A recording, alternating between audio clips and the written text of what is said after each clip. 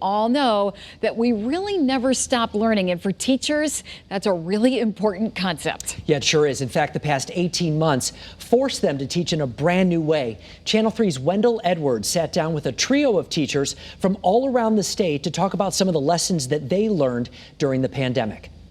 With the school year over, but we are still in a pandemic, we wanted to know how teachers coped this past year, their concerns for their students and themselves, and what they expect to happen come this fall. The three educators we spoke to have a combined experience of 47 years. Stephanie Wanzer teaches special ed at Cooperative Education Services in Trumbull. Mark Janik is a math teacher at Suffield High School. And Jonna Gerger teaches family and consumer sciences to middle schoolers in Wallingford. We started with a simple question. How are you doing? I'm relieved because it was a lot of managing that I'm not used to. Exhausted.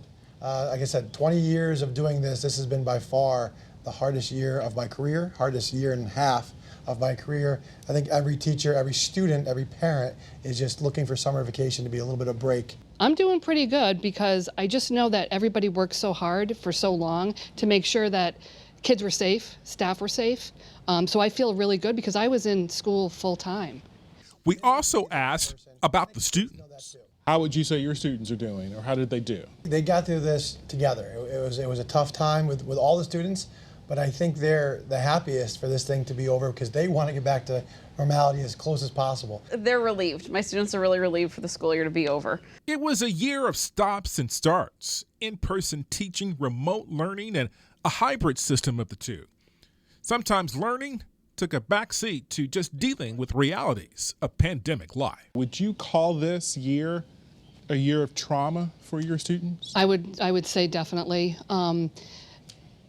It was trauma for the families. It was trauma for the students. Some of the kids worried about where their next meal was going to come.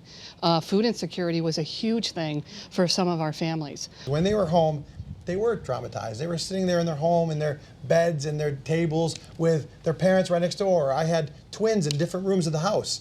And It was like, where's your sister? She's one room over. And it was crazy. It was indeed a crazy period from the start of that pandemic till now. Our conversation with these educators continues. Coming up at 5, we ask specifically how much of the actual curriculum did students learn during that pandemic. Again, that's coming up tonight at 5. Wendell Edwards, Channel 3 Eyewitness News.